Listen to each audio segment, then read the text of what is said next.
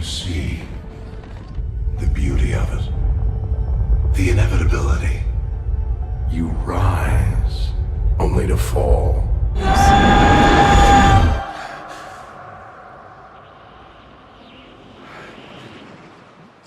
nowhere left to go. Hey, it's been a while. I'm hanging in. Cicada 3301. We all remember this one. The riddles that never ended, the search for the ultimate individuals who could transcend the codes of science and become something of fiction. Remind you of anybody in particular? The mystery behind this matrix of possibilities, all under the guise of a higher power, some hidden intelligence with unseen motives like the stuff of science fiction. But really, it's this set of riddles that's become transcribed across a medium it never intended to touch. The answer to giving a shit about a multiverse and forcing me to care. It's always been here from the start, the first clue hidden in the code. The job search is finally over. The shepherd responsible for tethering the unthinkable fantasies of fiction into a world of science and identity. Why should I ever care about a multiverse? Maybe because it finally gave me someone I can't afford to lose. What once was my Steve Rogers is now my Loki. What ground came from the man behind the shield is now a sky beyond the boy who didn't want to be alone anymore, who just wanted to feel seen.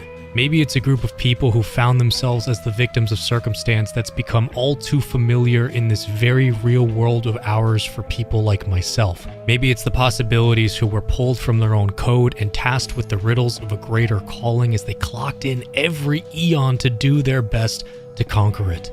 Maybe the way Loki crafted Cicada 3301 in its own universe is what's inspiring this creation of a script and why I seemingly have grown so attached to these lovable, completely random individuals in this blind eternity where I don't want to be alone when it's over. I remember when I was a lot younger, I would go to my friend Jordan's house on the weekends because he had Halo 3 and I was still too young to own an Xbox. We would play in the basement and talk about science fiction, comic books, that kind of stuff. We both really liked Marvel. It was around the years of Spider-Man, X-Men, and Hulk. So those worlds of science and fiction felt like home. Sometimes when we argued about superheroes, he would go and get one of the books off the shelf behind us to show me a new storyline that just came out, a new iteration of a familiar hero, or a chapter of a big event he was reading.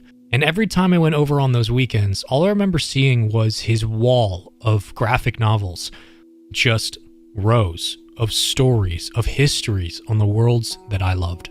I still remember, to this day, how it felt to see his collection of comic books. The luxury of access to so many heroes, so much science fiction, just available on the shelf. For him. For all time. Always. Jordan was the god of stories in my neighborhood.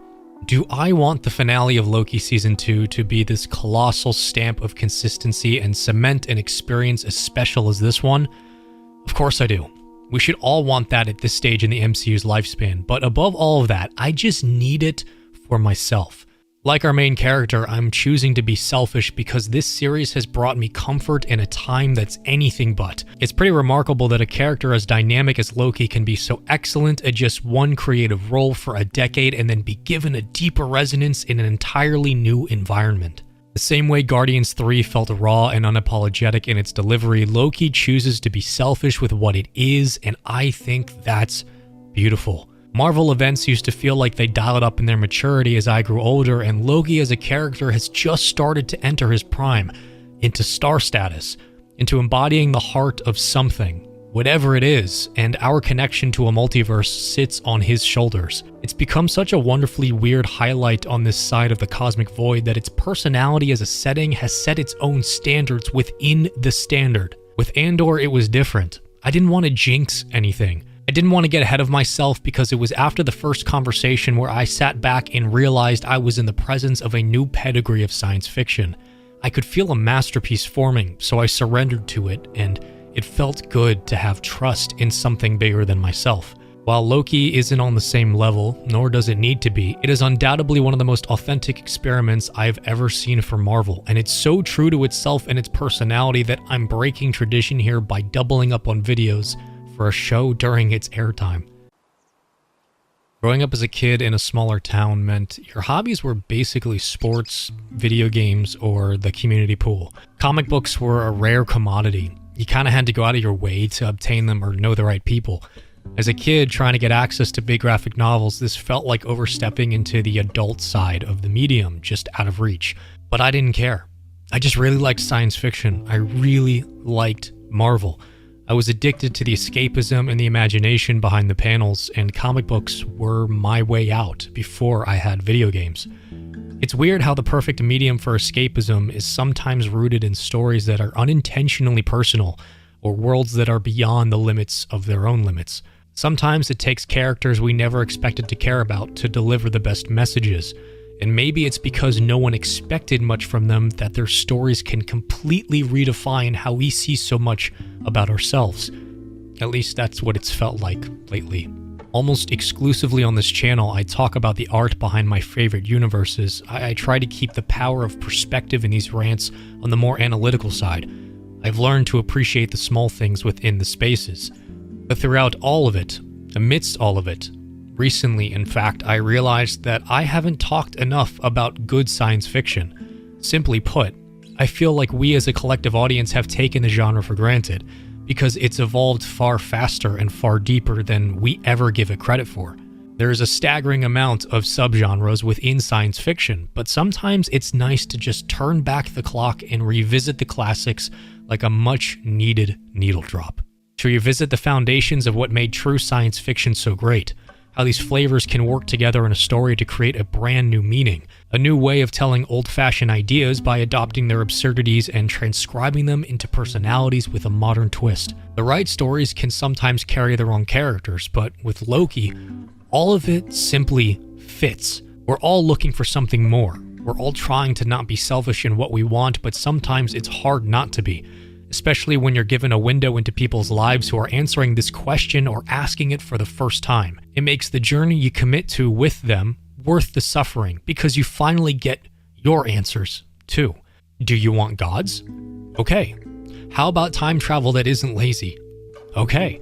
What about stakes so unimaginably overwhelming, but surrounding it with people who try to answer the question of why they feel like people? Okay. That too. When you're willing to risk everything to keep those you care about from leaving because the fear of being anywhere without them is greater than being nowhere with them. How does the fear of this void we all share as people come from a Loki, a god of stories who was never even able to write his own until the universe gave him an ultimatum? I think the riddle we should be proposing is, how couldn't it? How couldn't this story come from someone like him? That's your Cicada in the Matrix. There will of course be a video on Loki becoming the god of stories, and how genius his evolution has been after overcoming the inflection point of this new power. With his entire life dissolving in front of him, his origin now is how he snaps himself into place by finally pulling himself into purpose he was constantly splitting from. This is the closest one of our characters has ever come to cosmic death of the soul outside of Thanos. Just think about the journey he's taken and how unique his circumstances have become. It's the ultimate origin story. The point of origin for his powers and his relationship with it is weird and mind-bending because it's an entirely existential experience. It requires the deepest portions of his conscience to spark the change. It's in a world full of possibilities that requires overthrowing the lies of the present. It's Bioshock, isn't it? Rapture submerged the senses, the TVA overloads them. The lies of dystopia from the hubris of man plural are nothing compared to the lies of dystopia from the hubris of man singular. When a science fiction office drama that plays with time loops and cosmic horror can feel so familiar yet unquestionably fresh and exploratory, that's where good science fiction resides. How is it that you can make meta the idea of honing in on a character's motivations by physically forcing them through it? To transcend the planes of science and magic and ascend into a plane of literary fiction to control the stories. These were the kinds of science fiction that would teleport me into a new headspace. These are the kinds of stories that naturally write themselves. I want it to take the time to be selfish to its motivators and always remember to be fiction because that's the control I yearn for myself. It's giving me the themes I wanted from Thor's adaptation of the God Butcher that I never got, the tones I wanted from so much of the cosmic era. The voyeurism of a fictional threat with the heart of an ethical debate, the science behind the magic. Your ancestors called it magic, and you call it science. Well, I come from a place where they're one and the same thing. When the gods finally have the conversation about their responsibility to be gods and what that means against the odds.